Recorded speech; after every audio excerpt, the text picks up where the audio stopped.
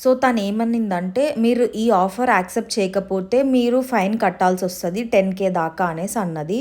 Okay అనేసి నేను call cut చేసినా అనమాట.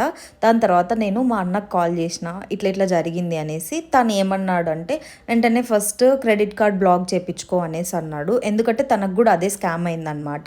ట్రాన్సాక్షన్ జరిగేటప్పుడు నేనేం ఓటీపీ షేర్ చేసుకోలేదు కదా, ఏమవుతుంది అనేసి అనుకున్నా అనమాట.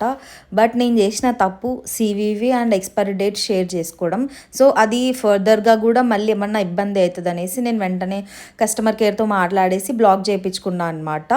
అండ్ వాళ్ళతో మాట్లాడినా అనమాట. ఇది అఫీషియల్‌గా వచ్చిందా అనేసి. బ్లూ టిక్ ఉంది కదా మెయిల్‌కి అనేసి అడిగా. సో అది మా దగ్గర నుంచి ఏం రాలేదు మేడం అనేసి. వాళ్ళు కూడా అది బ్లాక్ చేసేసి అండ్ కొత్త కార్డ్ ఇచ్చారనమాట.